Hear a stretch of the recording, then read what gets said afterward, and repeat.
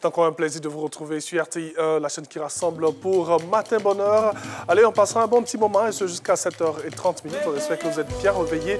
Nous, on est avec vous, bien sûr, pour vous permettre d'avoir une belle journée, pour bien commencer cette journée et surtout vous permettre d'avoir du peps et de la bonne chaleur, et ce, jusqu'en soirée. Allez, pour aujourd'hui, on parlera maquillage artistique avec une experte en la matière. Et en deuxième partie de cette émission, on va évoquer comment rebondir après un échec, un mot actuellement qui sonne comme un glas dans nos esprits, mais nous devons savoir qu'après l'échec, il faut savoir et pouvoir rebondir. Installez-vous bien et puis voilà, c'est RTI 1, c'est Matin Bonheur. On part dans quelques instants avec la couleur du temps et juste après, le premier point de l'actualité en compagnie de Léon Brou qui est déjà dans ce studio avec toute une équipe en place pour vous faire plaisir. À tout de suite.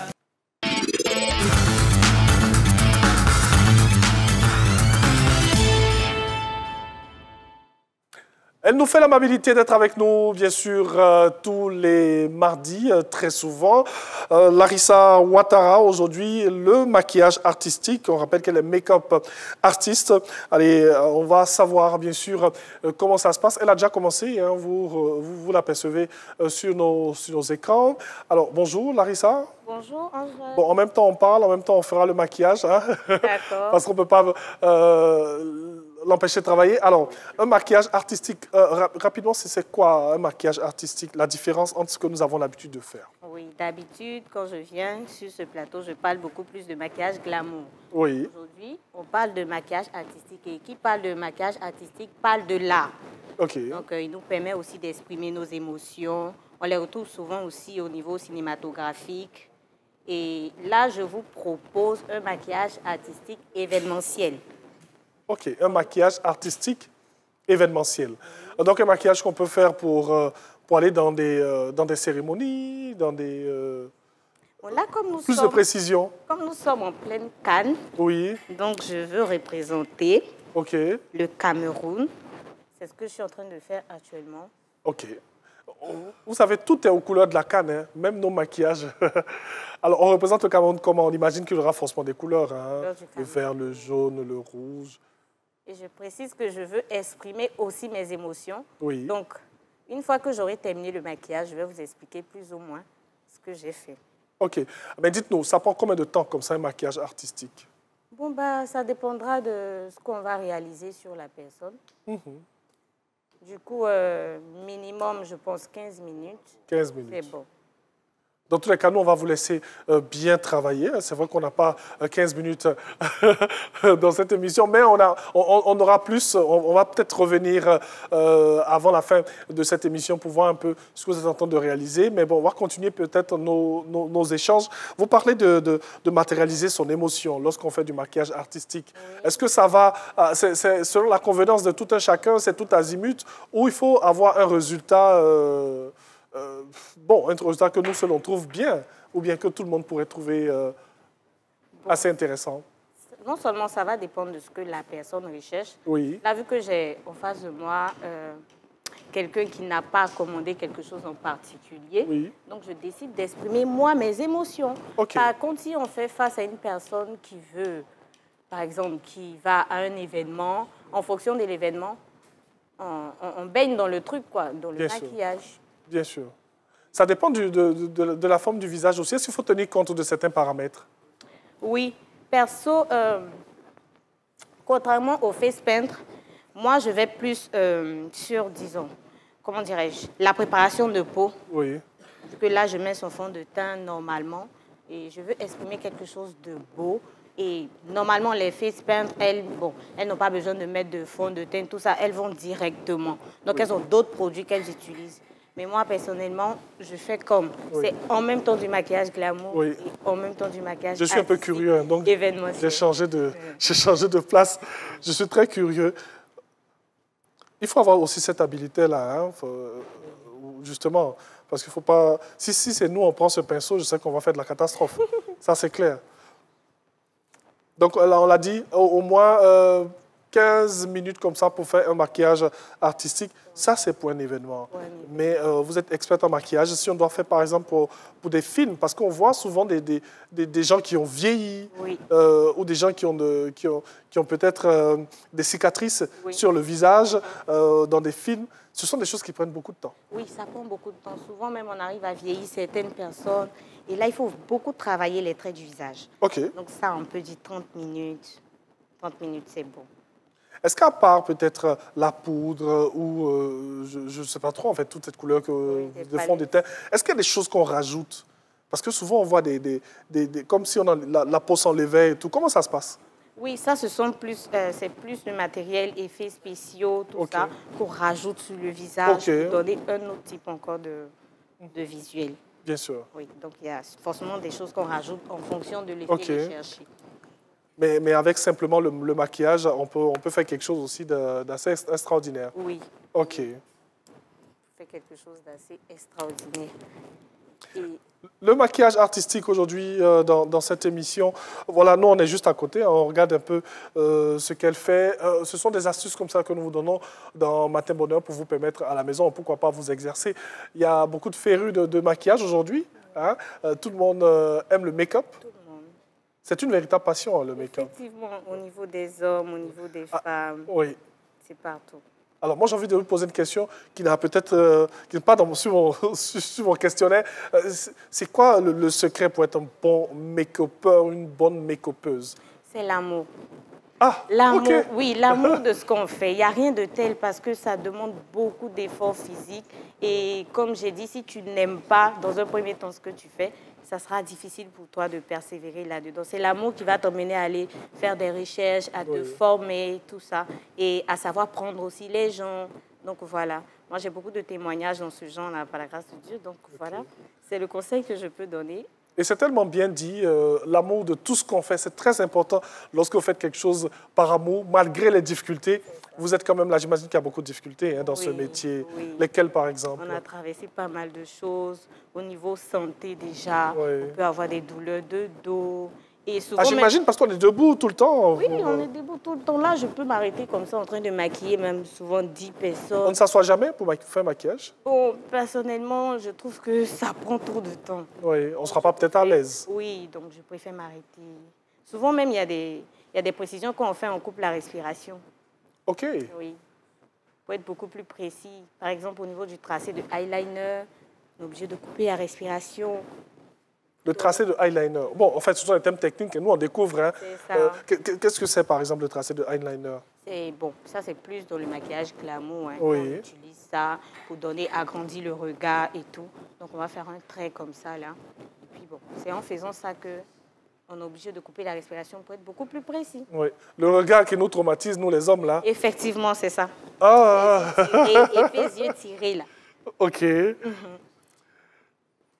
Maquillage artistique aujourd'hui dans Matin Bonheur. On découvre, on apprend et puis bon, voilà. Écoutez bien ce qu'elle dit. Hein, donc, cela nous permet de revenir vers vous avec nos différentes questions parce qu'on permettra de gagner beaucoup de l'eau et ce jusqu'à la fin de Matin Bonheur. Pas seulement pour la CAN.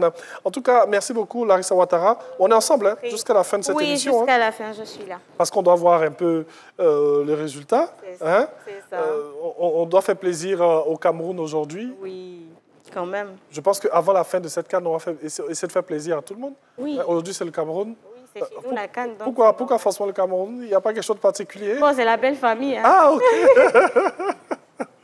Ben, le Cameroun, pourquoi pas aussi. On dit félicitations aux Lions indomptables du Cameroun qui ont eu un match exceptionnel hier. Mais aussi bravo à la Gambie hein, qui s'est démarqué par ce jeu, par cette persévérance. Ces joueurs-là qui ont été très prompts et alertes sur le terrain. Enfin, bref, on laisse le terrain. Nous, on est sur notre petit terrain ici pour parler de maquillage avec Larissa Ouattara qui nous apprend, bien sûr, le maquillage artistique qui n'a rien à voir avec le maquillage glamour qu'on pourrait avoir. Hein. Vous voyez Larissa Ouattara, le maquillage artistique n'a rien à voir avec ce qu'elle elle-même a fait sur son visage ou ce que moi aussi. Moi, j'ai juste un fond de teint, hein.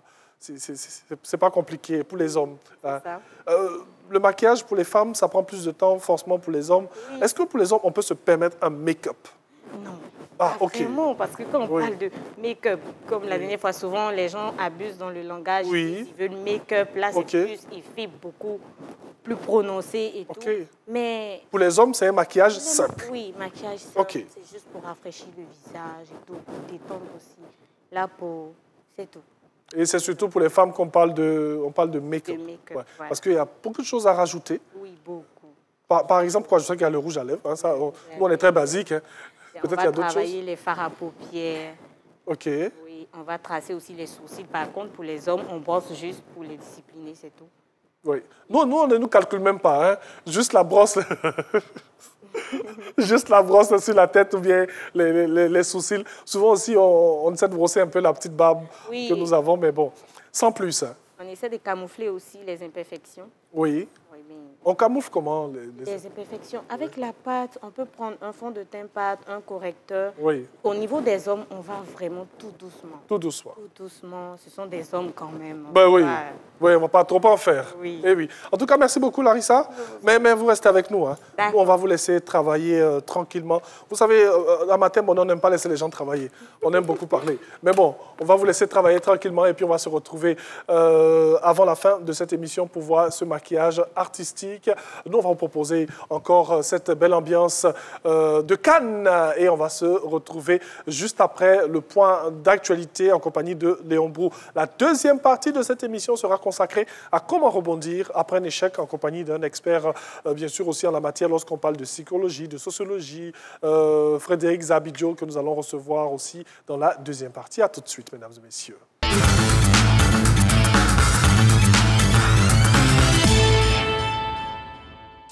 Comment rebondir à la suite d'un échec? Réponse avec M. Frédéric Zabidjo, que nous recevons, qui va faire son entrée très chère. Comment ça va? Dieu fait grâce, tout va bien. On s'installe dans notre salon pour parler de ce sujet très intéressant, très important, qui fait un peu l'actualité, hein, parce que ce qu'on a vu avec nos Pachidem il y a quelques jours, hein, on a ce mot qui résonne dans nos esprits, l'échec. Oui. Plus ou moins, on a une définition très approximative hein, de l'échec. Mais vous êtes un expert en la matière. Dites-nous, c'est quoi l'échec? Monsieur Frédéric Zabidjo, on rappelle que vous êtes psychologue. Allons-y.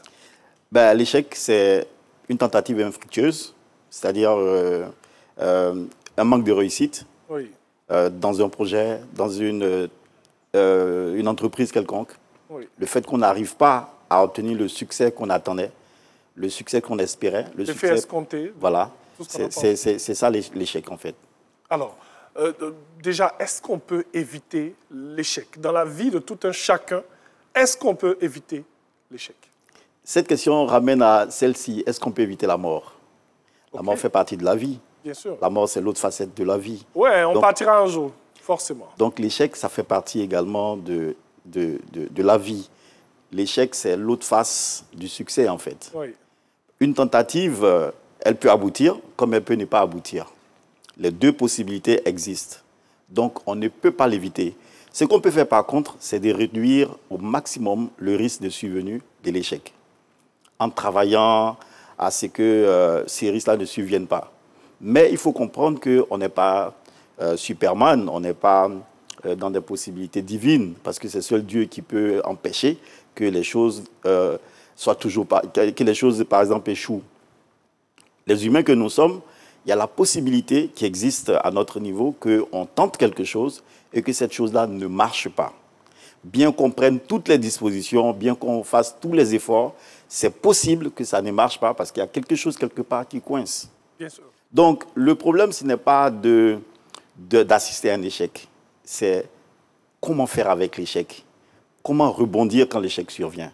Parce que ça va forcément survenir d'une façon ou d'une autre, un jour ou un autre, dans la vie de chacun d'entre nous.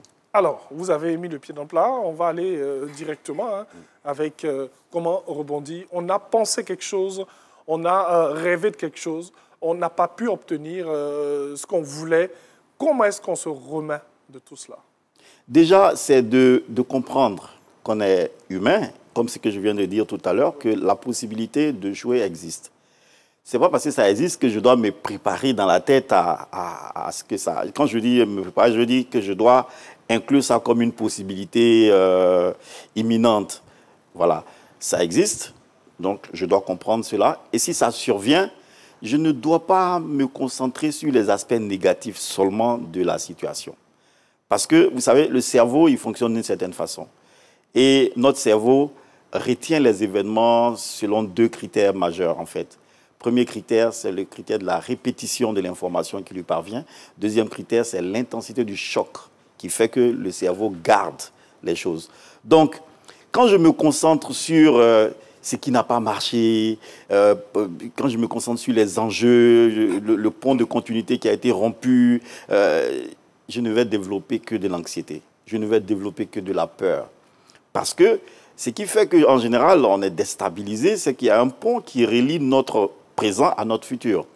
Et l'événement, avec son insuccès, va venir casser, si vous voulez, la sorte de pont qui existait entre notre présent et notre futur. Et quand le pont est rompu, on ne sait plus comment enjamber, en fait, le gap, le trou qui est là, et on a peur désormais de voir, on s'est dit, ben, est-ce que ça va marcher encore? Est-ce que je peux encore rencontrer des gens comme ça? Est-ce que je peux encore obtenir ce dans quoi j'ai échoué, etc. Oui. C'est cette peur-là qui est là. Et plus on se concentre sur nos faiblesses, sur nos impossibilités, sur les choses négatives, on ne va développer que cette peur-là, parce qu'on va répéter ça à profusion. Alors qu'il y a la possibilité de se concentrer sur autre chose. Et quelle est cette autre chose-là? C'est toutes les leçons à tirer. Quelle est cette autre chose? C'est tous les aspects positifs de la même pièce. Parce que si je veux, par exemple, me référer à la situation que vit la Côte d'Ivoire actuellement... Oui, on allait en venir dans tous les cas. Oui, c'est clair. Mais déjà, j'anticipe un peu. Allons-y. Si je veux me référer à cette situation-là, cette CAN qu'on est en train d'organiser, elle a beaucoup d'aspects. Aujourd'hui, moi, je trouve que c'est l'une des meilleures compétitions jamais organisées. Je trouve même que cette CAN, elle est même plus belle que même la Coupe du Monde dernière, oui, en termes de publicité pour notre pays. Oui. Parce que s'il n'y avait pas cet événement qu'on devait faire de la publicité pour développer le tourisme pour notre pays, c'est un budget colossal qu'il allait falloir voter pour ça.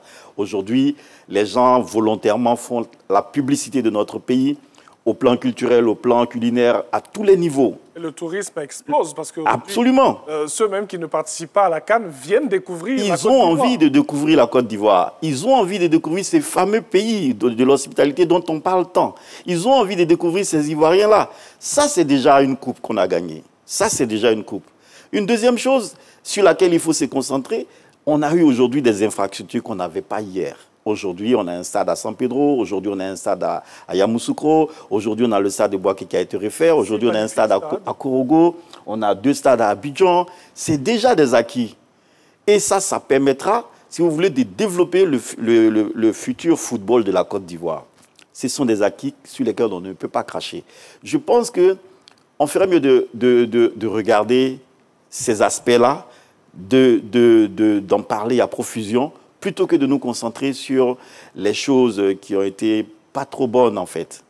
Pas qu'on veut nier la réalité, mais on s'est dit, bon, que je le veuille ou que je ne le veuille pas, ce qui est arrivé est déjà arrivé. Je n'ai aucune possibilité de modifier le passé, mais je peux agir sur mon futur. J'aime bien dire que l'émotion est à son paroxysme. Est-ce qu'arriver à ce niveau, il y a vraiment plus de contrôle? Donc, on se refait vraiment à ce qui a fait qu'on a échoué, à vraiment cette grosse douleur-là que nous avons, qui n'arrive pas à passer. C'est un phénomène purement naturel. Hein. C'est naturel que l'émotion soit à son paroxysme. Ça, c'est vrai. C'est normal. Parce que plus les attentes sont grandes, et plus la déception aussi est grande quand il y a de l'insuccès. Ça, c'est totalement normal. Parce que quand le cerveau est sollicité de cette façon-là, ce qui arrive en cas d'insuccès, c'est qu'il y a le cerveau cortical, le cortex cérébral, par exemple, qui est l'une des parties du cerveau qui permet de juger, de bien concevoir les choses, de bien réfléchir, de prendre de bonnes décisions. Cette partie-là, elle se ferme au moment où on est face à de l'insuccès. Et quand elle se ferme, on ne peut plus prendre de bonnes décisions. Les décisions qu'on prend, ce sont des décisions de survie. Ce sont des décisions qu'on croit être bonnes alors qu'elles ne le sont pas en réalité. C'est ce qui peut emmener à des excès comme les cassures parce qu'on n'a pas un bon sens du jugement à ce moment précis. Ça fait partie de l'humain. C'est de comprendre ça déjà. C'est de comprendre que quand on est dans un système où il y a des tentatives, et comme la probabilité, la possibilité de l'échec existe, alors il faut également aussi se préparer à ce que cet échec-là se manifeste au plan émotionnel avec une intensité qui est telle que les gens puissent avoir des réactions excessives. Et ça, il faut s'y préparer. Et donc, c'est à quoi on assiste actuellement. Donc, c'est normal, la désillusion des Ivoiriens. Ils attendaient beaucoup de leur équipe. Et leur douleur est normale et compréhensible. Moi, je le comprends. Moi-même, j'ai mal aussi. Oui, vous étiez au stade, on tient à le rappeler. Ah si, j'étais au stade parce que je voulais voir certaines choses de moi-même. Et ça m'a beaucoup instruit. Dites-nous, les solutions véritables. Hein? C'est vrai, vous dites, ce que vous dites, c'est tellement intéressant. Il ne faut pas tenir compte de certains paramètres. Il faut prendre peut-être le bon côté de la chose. Ça fait mal. Ça fait très mal, c'est à l'intérieur de nous, ça nous brise, ça nous creuse. Comment est-ce qu'on rebondit? Comment est-ce que véritablement on sort de cette situation-là? C'est déjà d'apprendre à développer cette capacité de résilience qui est inhérente à chacun d'entre nous. Merci pour le mot, la résilience. La résilience, oui, c'est pouvoir s'adapter aux situations, pouvoir les dépasser, pouvoir y faire face, pouvoir faire avec, en fait, et évoluer. La vie ne s'arrête pas à la CAN, la vie ne s'arrête pas à un échec, la vie continue. Ça finit le 11. La CAN va finir. Et pourquoi ne pas penser à une Coupe du Monde à laquelle la Côte d'Ivoire pourrait participer? Ce n'est pas impossible. Ça veut dire que le meilleur reste à venir. Il faut regarder ces meilleurs-là. Il faut se dire que ce qui est arrivé aujourd'hui, c'est une préparation peut-être involontaire au succès futur. Parce que quand vous êtes en train de faire des efforts, vous attendez des grandes choses. Mais malheureusement, Dieu, il est là-haut, il vous regarde, il ne vous voit pas vous préparer à ces grandes choses. Il peut parfois vous obliger à vous y préparer, en présentant à vous des situations dans lesquelles vous allez échouer. Et ça va vous emmener à vous préparer, parce que les événements sont des écoles. Et c'est pour ça qu'il est important de regarder le côté leçon. Qu'est-ce que je tire? Parce que si on ne se pose pas les bonnes questions, il y a le risque de reproduire les mêmes schémas dans lesquels nous... Merci de nous dire les bonnes questions, surtout à se poser lorsque nous sommes dans ces situations. Je pense qu'on va revenir encore sur ce sujet. C'est tellement intéressant ce que vous dites. Moi, j'ai vraiment envie de rester avec vous. Vraiment, j'ai vraiment envie. Mais je ne peux pas faire autrement. Il est déjà l'heure. Il est déjà l'heure. On va donc vous dire merci d'avoir été avec nous. On va se retrouver tranquillement une autre fois. La semaine prochaine, nous serons en compagnie certainement de Naomi pour parler encore d'un sujet très important qui nous permettra d'être en harmonie avec nous et aussi avec les autres dans notre quotidien. Vous restez dans notre salon tranquillement. Il y aura le café tout à l'heure. Moi, je vais me déplacer et je vais aller vers cette bonne dame qui nous permet de parler de maquillage artistique. Et oui, Madame Larissa Ouattara, qui fait aujourd'hui honneur au Cameroun dans son maquillage artistique. Alors, je pense qu'on a terminé. Hein? Résultat, qu'est-ce qu'on a? Commentez, s'il vous plaît.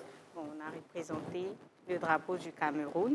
Et pour ressortir l'étoile, j'ai préféré mettre les paillettes au niveau des yeux.